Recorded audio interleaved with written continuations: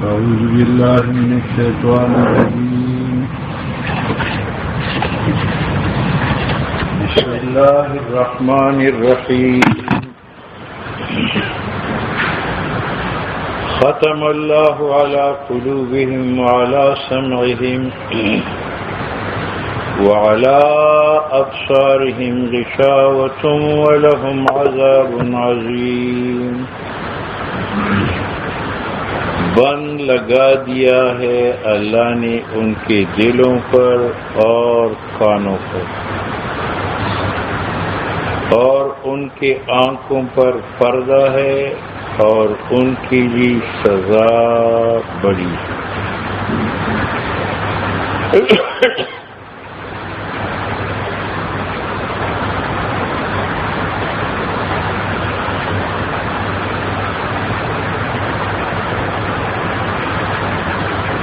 ابن عربی رحمۃ اللہ علیہ نے لکھا ہے کہ انسانی قلوب کی 3 قسم ہیں.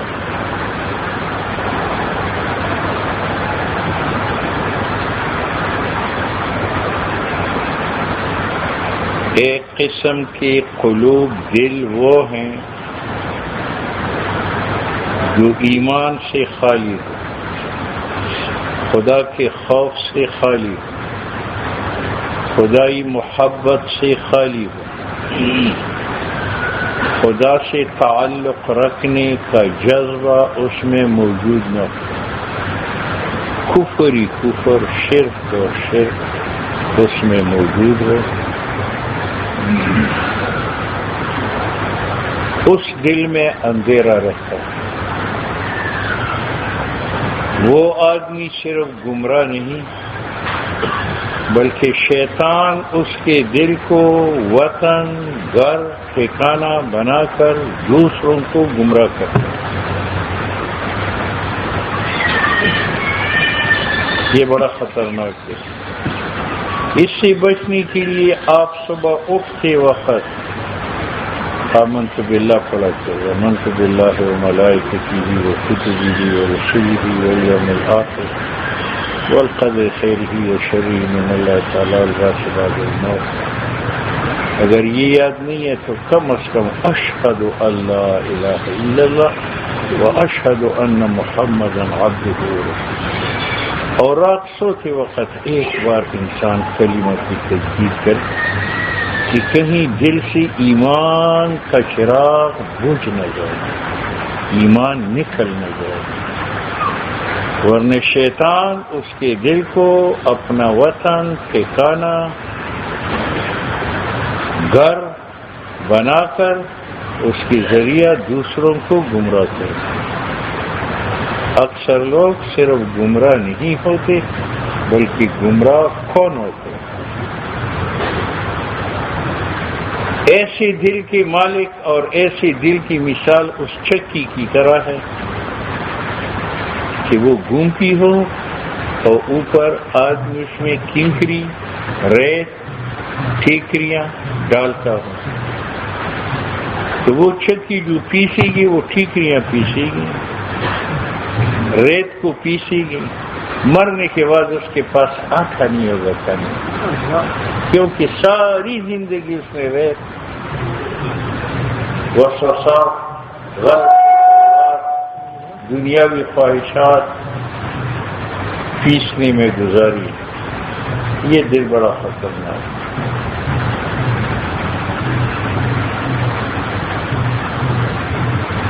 دوسرا دل، دوسرے قسم کے لوگ وہ ہیں جن کے دلوں میں ایمان کا چراغ جل رہا ہے، خوف خدا کی روشنی ہے، محبت خدا کی کرنے ہیں، اس کی وجہ سے کبھی کبھار نیکی بھی کرتا ہے، لیکن خواہشات کا پردہ ان پر چھایا ہوا ہے.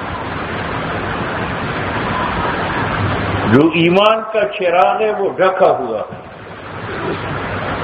اس کی روشنی باہر اعضاء میں نہیں نکلنے دیتی. جیسے آپ دیا جلائے اور اوپر الٹی ہانڈی رکھیں تو ہانڈی کی نیچے دیا تو جل رہا ہے مگر وہ دیا ڈھکا ہوا ہے، اس کا نور باہر نہیں چلتا، ہانڈی کے اوپر اندھیرا اندھیرا۔ تو دوسرے قسم کے دل وہ ہے جن میں ایمان کا شمع ضرور روشن ہے، خوف خدا کی روشنی بھی ہے، محبت خدا کی کرنی بھی ہے، اس وجہ سے کبھی کبھی نیکی کرتا ہے، مگر ان پر خواہشات شہوات اتنے غالب ہیں کہ اس نے ایمان کے چراغ کو چھپا رکھا ہے۔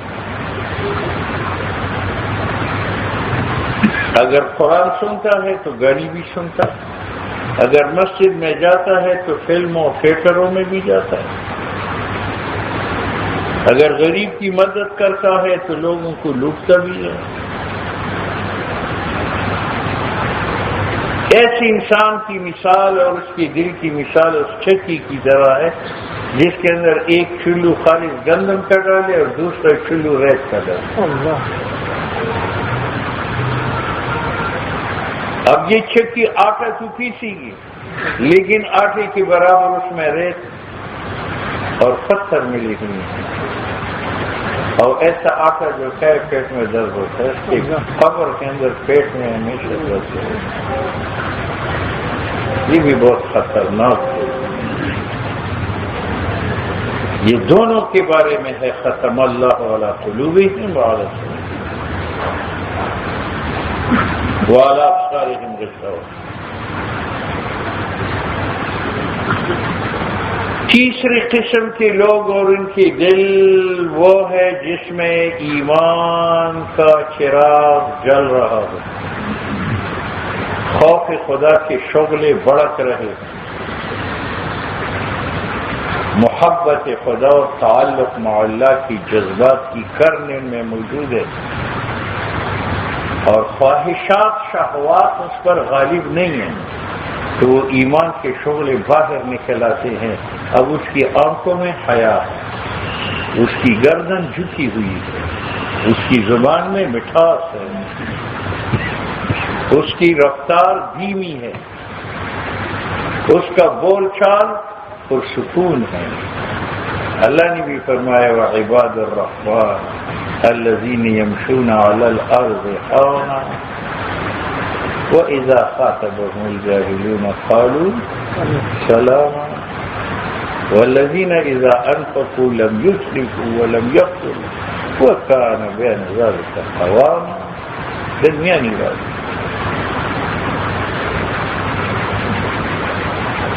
یہ دل خدا کو مقبول ہے، پہلے دل والا خطرے میں ہے، دوسرے دل والے خطرے میں ہے، تیسرے دل کے بارے میں اللہ نے فرمایا الا من اتى اللہ بقلب سلیم،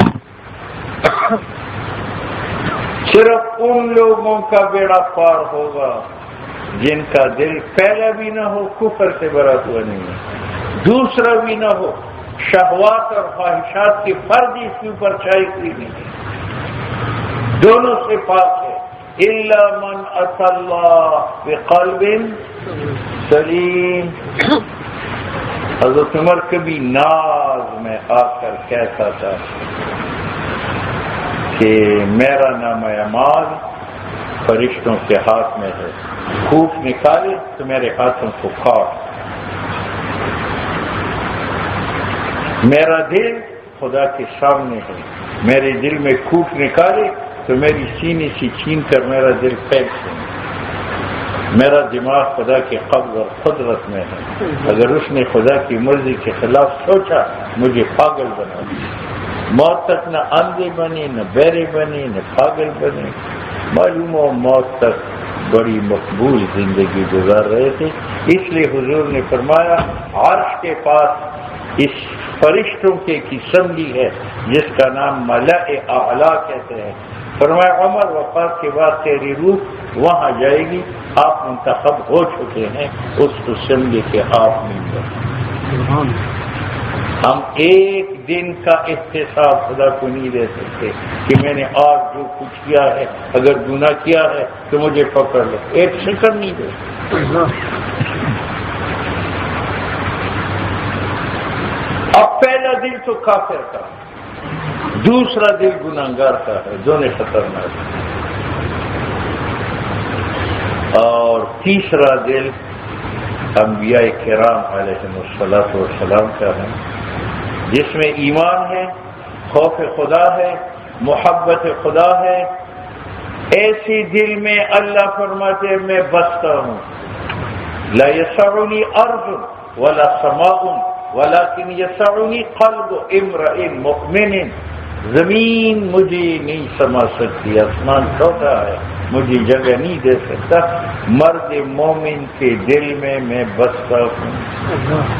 ابن عربی کہتے ہیں کہ قرآن اور نبوت سے پہلے شیاطین آسمان پر جاتے تھے اور فرشتوں کی باتیں سنتے تھے اور وہ لے کر نجومیوں کو بتاتے تھے، لیکن جب سے آپ صلی اللہ علیہ وسلم کو نبوت ملی اور قرآن کا آنا شروع ہوا تو اللہ تعالیٰ نے آسمان کی حفاظت کے دو انتظامات فرمائے۔ ایک، فرشتوں کی دستے مقرر کی کہ کوئی شیطان اوپر نہ جائے، دوسرا تاروں کو اللہ نے مقرر فرمایا کہ جو شیطان اوپر جائے تو ستارے اس کے پیچھے ٹوٹ پڑیں اور ان کو مار دیں۔ دونوں واقعے قرآن میں موجود ہیں۔ تو علامہ ابن قیم رحمۃ اللہ علیہ نے لکھا ہے کہ جیسے اللہ نے آسمان کی حفاظت فرشتوں کے ذریعے کی، اس دل کی حفاظت اللہ خود کرتا ہے، تو اس دل کی عظمت آسمان سے زیادہ ہے۔ کیوں؟ اس لیے کہ آسمان فرشتوں کا مسکن ہے اور وہ دل خدا کا مسکن ہے۔ آسمان کے محافظ فرشتے ہیں اور اس دل کا محافظ خود اللہ ہے۔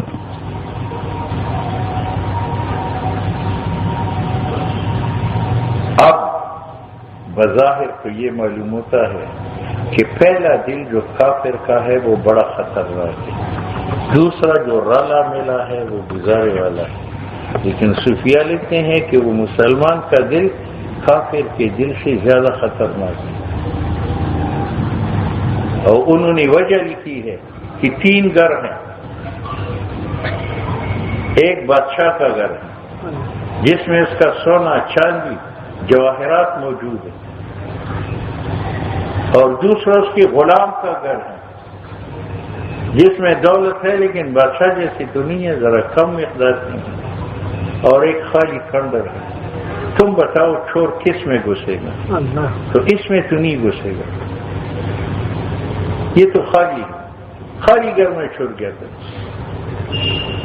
اس لیے ایک صحابی نے حضرت عمر کو کہا، حضرت نماز میں وسوسات بہت آتے ہیں۔ ایک یہودی بیٹھا تھا، کہنے لگا تمہارا بھی کوئی مذہب ہے، تمہارا بھی کوئی نماز ہے جس میں شیطان کو ضرورت ہو سکتی، یہودی کو تو نماز میں کوئی وسوسہ نہیں ہے۔ تو عمر نے فرمایا شیطان چور ہے، چور اس گھر میں جاتا ہے جہاں دولت ہو، یہودی کی گھر میں ایمان ہی نہیں ہے تو شیطان ڈاکر کیوں چیز ہوتا ہے؟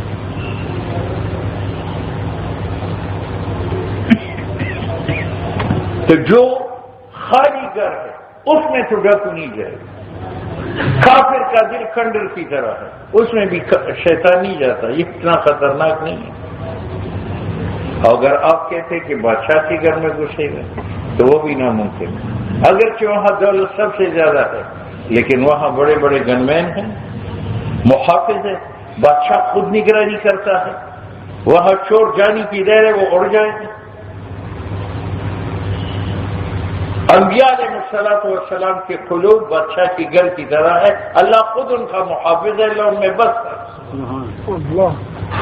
خطرناک ہمارا دل ہے جس میں ایمان کی دولت تو ہے لیکن چوکیدار نہیں ہے جو خوف خدا ہے، محبت خدا ہے۔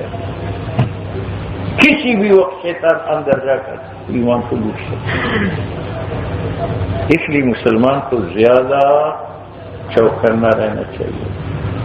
اور شیطان انسان کے دل میں جو داخل ہوتا ہے 3 دروازوں سے داخل ہوتا ہے۔